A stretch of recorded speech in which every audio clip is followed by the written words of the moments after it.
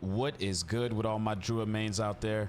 Guys, I have been grinding, doing a lot of live streaming and making a lot of tutorial videos on my TikTok.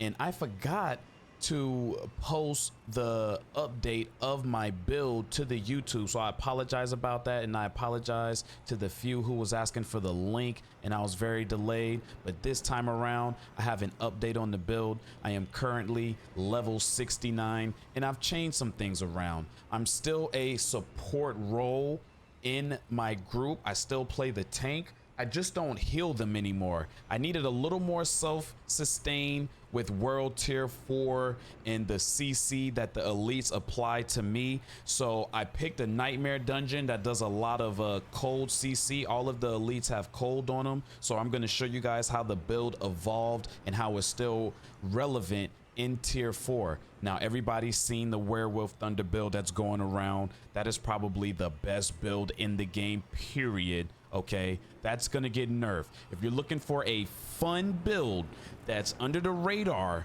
it's gonna be consistent throughout, I think this is it. It still has a lot of the same things from the last video, but I was able to implement more. Let's get right to it, and I'm gonna go through the aspects first. Now, first off, you do not have to have this unique helmet. I just happen to have it. My earth skills are now werebear skills and fortify you for 17.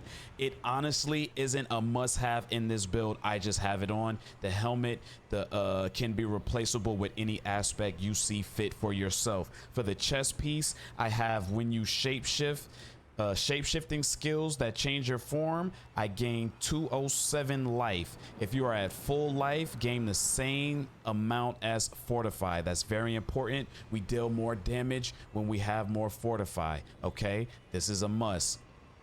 While Hurricane is active, you gain 2+ ranks to your shapeshifting skills. This is a must. Now, I also just got these pants. I decided to use these pants. All right, it says the effect that heals you beyond 100% life grants you a barrier up to 76%.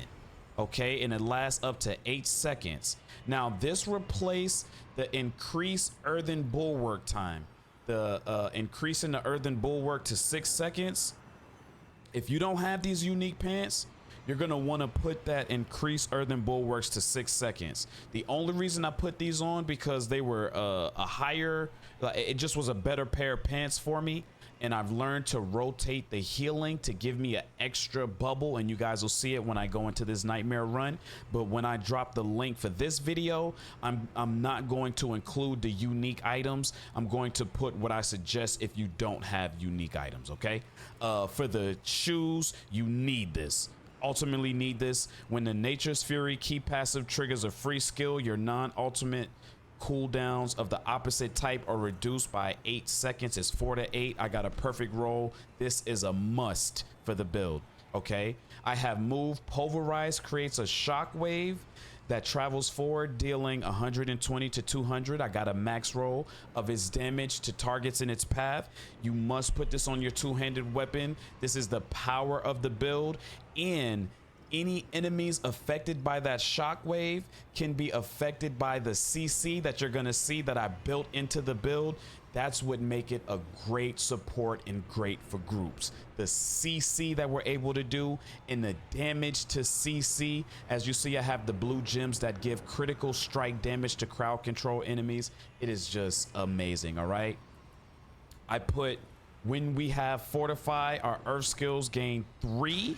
All right, because we have it on the amulet. You don't have to put it on the amulet if you want. The amulet and rings aspects can be interchangeable how you see fit. Okay, I have trample now summons 6 landslide pillars, and it makes trample an earth skill, and pulverize is an earth skill, and it casts tectonic spikes after. Now these two are important. All right, now if you want to take away these two and add that one aspects that just blatantly makes your werebear skills earth skills, be my guest. I'll also find the name of that and I'll put that as an alternative in the description. But I just like the extra damage over time and the extra possibility of you know, re-triggering the skills. It's just a beautiful massacre on the screen, and you're going to see it once we get into this dungeon. Okay, now that is that. Let's go over my abilities really quickly, and let's get into the gameplay. Okay, nothing really with my abilities change, but let's just go over it, and you can see the, you know, the plus that I have from the gear and how important it is to the build. All right, we got 1 into Storm Strike, 1 into Enhanced Storm Strike, 1 into Fierce Storm Strike. We have 1 into Heart of the Wild, 3 into Abundance, excuse me. 5 into Pulverize, a few from the item, so that's 8 total. We have 1 into Enhanced Pulverize. We have 1 into Raging Pulverize. We have 5 into Earthen Bulwark. We have some from the item, making it 8. We have 1 into Enhanced Earthen Bulwark and 1 into Preserving Earthen Bulwark. We have 5 into Bloodhowl, 9 with the item contribution. We have 1 into Enhanced Bloodhowl and 1 into Innate Bloodhowl. We didn't take any points on the companion, went and skipped it. We have 5 into Hurricane. We have 1 into Enhanced Hurricane. Then we have 1 into Savage Hurricane. Very important for these higher world tiers. We have 5 into Trample. We have 1 into Enhanced Trample. And then we have 1 into Savage Trample. That extra spirit is important. We have 3 into Defiance. 6 because of the item, which makes this really good. Nature magic skills deal 24% increased damage to elites. All of my skills are nature magic. 3 into Natural Disaster, 3 into Resonance. You really want to increase that nature magic because, again, guys, we're doing a Nature's Fury build. So we're gonna have nature magic all over the place. I took 3 into Defensive Posture. Fortify is very important. And then I took the Nature's Fury key passive.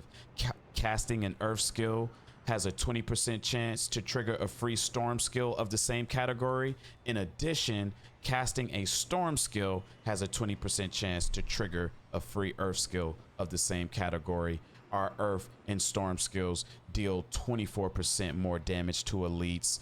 Our Earth skills deal 12% increased damage to vulnerable. Storm skills deal increased damage to enemies that are stunned, immobilized, knocked back. Well, you're gonna see we do all of that. CC is out of this world. Okay, and this one is important. Nature magic skills deal 6% increase, triple the bonus if an Earth skill is the next skill cast after a Storm skill. Where our generator is a Storm, our power moves are Earths. We're always going back and forth. It's just amazing. Okay, now for my Paragon, I'll just go to the legendary nodes that I have active. Again, the build isn't finished. You can use any that you like. Once I get it finished and fine-tuned, you can definitely believe that I will be back and let you guys know. So constructing tendrils, nature magic skills have up to a 15% chance to entangle enemies with vines, immobilizing them for 2 seconds and poisoning them. And after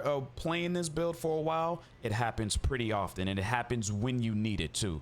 Okay, it's good to immobilize those elites and stuff like that. And then I just made it to this legendary node in Survival Instincts. My werebear deals 1 up to 50% increased damage for the difference in life between me and the enemies. And then I made my way up here to increase my nature magic skill damage and trying to get this thing upgraded so I can really just get the damage overall that we're putting out higher. Okay, so it's still support. I just don't heal my teammates. I have sustainability on myself. I can't tell you guys how many times I've been the last person alive and I'm able to cast my skills. I'm able to fortify, use Earthen Bulwark, and get off that clutch res. Now, I'm not gonna run through the whole Nightmare Dungeon. This is tier 26. I'm not sure the level of the enemies. We will find out, but this is tier 26. I just wanted to throw one on and show you guys how this build performs in World Tier 4, okay?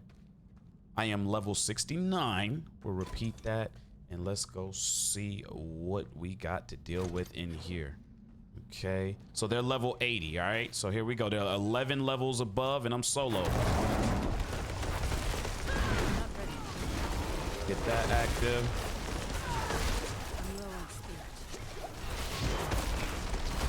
Still able to hold my own. Not ready yet. Need more spirit. Still able to hold my own. This is world tier 4. They are level 80. I'm level 69. Am I one-shotting them? No. Am I doing decent damage? Yeah. Am I surviving? Am I holding my own? Yeah. Do I have CC going off? Absolutely. Do I have sustainability? I do. Those guys hit hard.